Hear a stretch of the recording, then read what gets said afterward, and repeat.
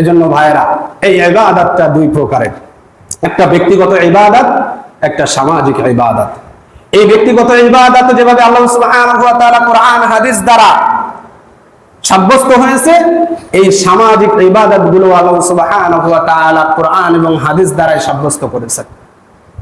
এই ইবাদতটা না বোঝার কারণে আমরা ইবাদতের ক্ষেত্রে যে তাগুতের খপ্পরে পড়ে আছি, ইবাদতের ক্ষেত্রে যে তাগুতটাকে বর্জন আমরা করতে পারছি না, শুধুমাত্র এই ইবাদতটা না বোঝার কারণে। এই ব্যক্তিগত ইবাদত নিয়ে আমাদের ইসলামের শত্রুরা, যারা এই ইসলামটাকে একটা জীবন ব্যবস্থা হতে দিতে চায় না, একটা জীবন ব্যবস্থা হিসেবে প্রতিষ্ঠা করতে দিতে চায় না, তারা এই ব্যক্তিগত ইবাদত নিয়ে তেমন কোনো মাথা ঘামায় না। কারণ কি, যে একটা মানুষ নামাজ পড়ছে, রোজা রাখছে, সবকিছু করছে,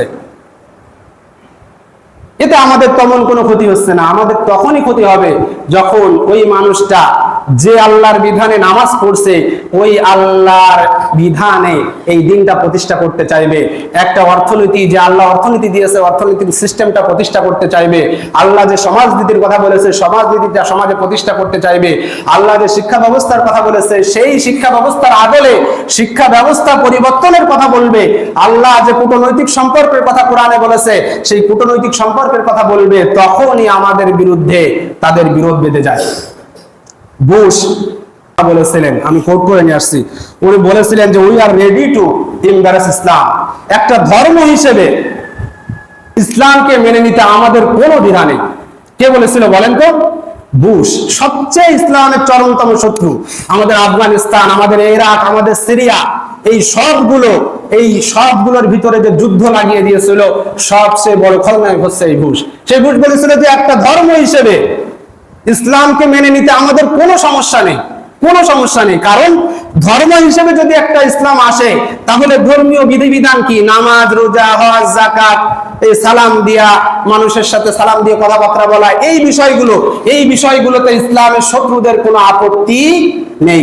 আপত্তি তখনই বাধে যখন একটা শাসন ব্যবস্থা হিসেবে, একটা বিচার ব্যবস্থা হিসেবে, একটা অর্থনৈতিক ব্যবস্থা হিসেবে, যখন একটা পূর্ণাঙ্গ জীবন ব্যবস্থা হিসেবে ইসলামকে আমরা বলি যে ইসলাম কমপ্লিট কোড অফ লাইফ, তখনই এই ইসলামের শত্রুরা এই ইসলামের বিরুদ্ধাচরণ করে, ঠিক কি না? তাহলে দেখেন আমাদের ইবাদতের পরিধি কতটুকু। আমরা তো ইবাদতটা জানি না, কারণ আমাদেরকে জানানো হয় না। যত আমাদের মাহফিলগুলো হয়, সেমিনার, সিম্পোজিয়াম হয়, সব বিষয়ে নামাজ, রোজা, হজ, যাকাতকে ইবাদত ধরা হয়। কিন্তু এটা তো ব্যক্তিগত ইবাদত। এই ইবাদতে পৃথিবীর কোনো মানুষের দ্বিমত নেই। কিন্তু যে ইবাদতটা, যে হুকুমটা পালন করতে যে হুকুমটা, যে বিচার ব্যবস্থাটা পালন করতে যে জীবন ব্যবস্থাটা আল্লাহ সুবহানাহু ওয়া তাআলা আমাদের দিয়েছেন, এইটা সমাজে প্রতিষ্ঠা করতে গেলেই তো তাদের বিরুদ্ধাচরণ করা হচ্ছে। আর তখন তারাই আমাদের বিরোধবাচন হয়ে আমাদের বিপক্ষে কথা বলছে, আমাদের মৌলবাদ, জঙ্গিবাদ, এই ধরনের ট্যাগগুলো আমাদের দিচ্ছে। তাহলে এই ব্যক্তিগত ইবাদতে কারো কোনো সমস্যা নেই, কিন্তু এই সামাজিক ইবাদতটা, এই বিষয়গুলো আমাদের একটু সচেতন হতে হবে ভাইয়েরা।